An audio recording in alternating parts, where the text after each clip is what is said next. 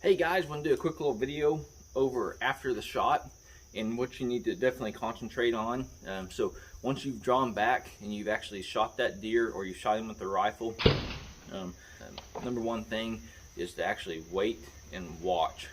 And watch what that deer does. You're going to tell a lot about that hit right out the gate, whether that deer's hard running or if he runs or he just jogs off and trots and starts walking. But I'll walk through some scenarios there.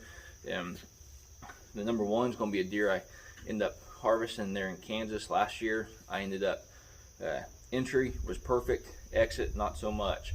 The entry actually tucked it right behind the shoulder, but unfortunately that broadhead and the arrow deflected and actually went downward and went through, I think, the liver.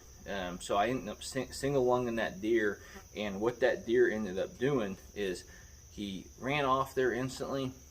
He knew something happened, but he wasn't for sure what occurred, and then he kind of just walked off.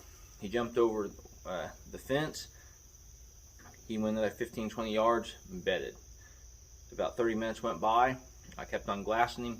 His head was up, and he got up, went another 15 yards and bedded again.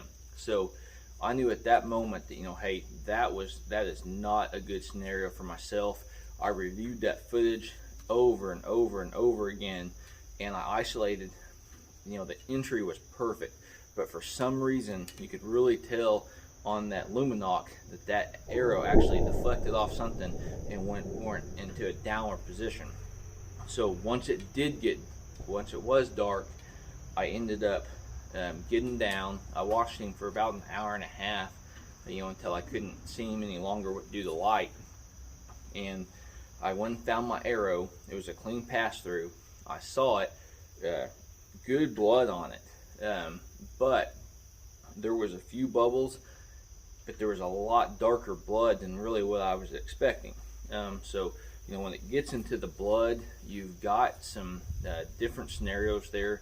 So anytime you see bubbles, it's a fatal shot, but it doesn't mean you're going to recover that deer. I'm going to say 90% of the time you will, especially if you double lung that deer. The deer should be expired within 30-45 minutes at the most.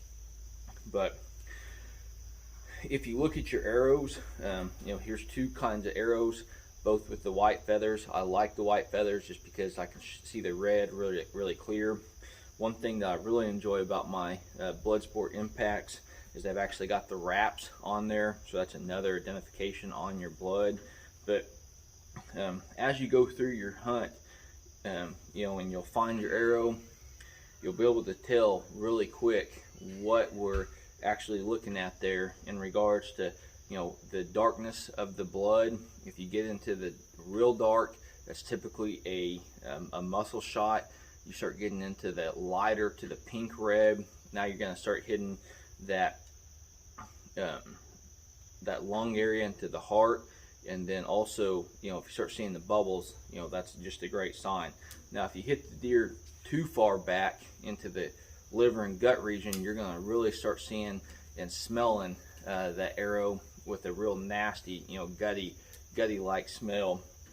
But it's just it's so important to watch that deer after the shot's been made and figure out based off what that deer's movements are, whether you should come after that deer right out the gate or not. And then that secondary is, if you can find that arrow, definitely look at that arrow, because that blood is going to tell you a lot about the story of where that arrow impacted and it also exited. So I hope this helps you guys out some on after your guys' shot.